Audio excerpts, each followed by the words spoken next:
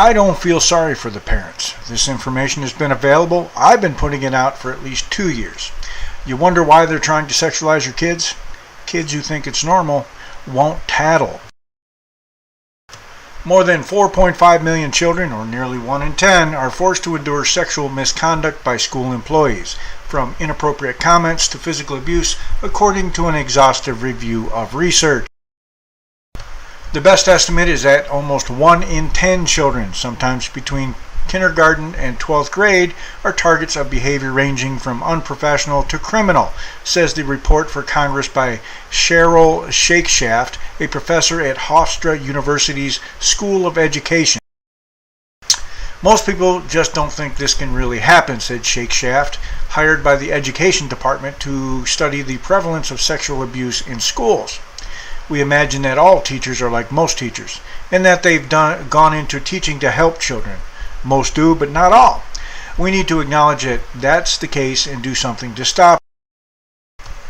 The report, required under the No Child Left Behind law and delivered to Congress on Wednesday, is the first to analyze the field of research about sexual misconduct at school. Some educators immediately took issue with its approach, mainly the combining of sexual abuse with other behavior, such as gestures or notes, into one broad misconduct category. It's all misconduct.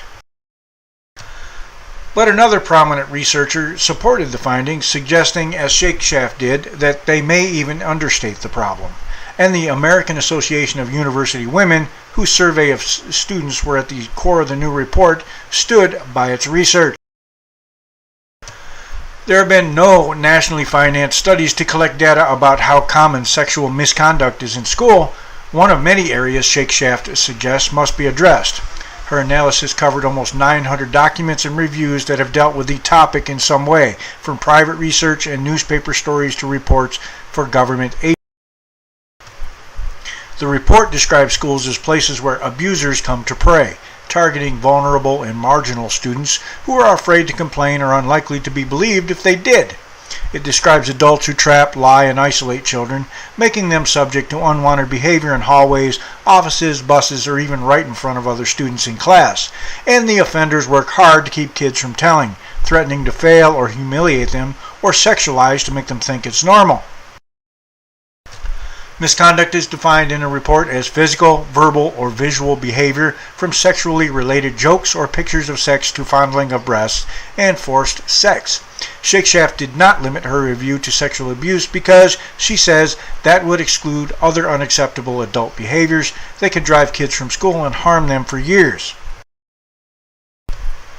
Yet spokesman Michael Pons of the National Education Association, a union of 2.7 million education workers, said lumping harassment together with serious sexual misconduct does more harm than good by creating unjustified alarm and undermining confidence in public schools. Statistically, public schools remain one of the safest places for children to be.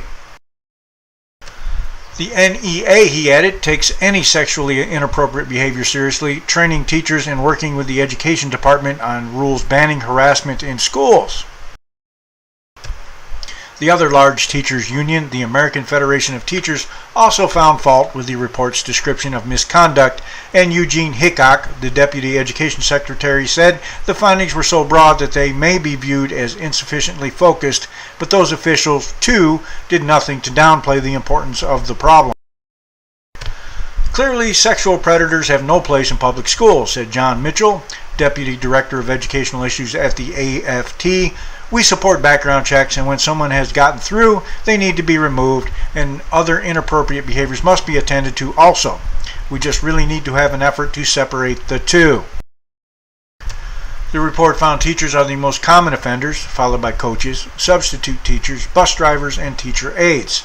Among students, 56% of those targeted are girls and 44% are boys, a smaller gap than expected, Shakeshaft said.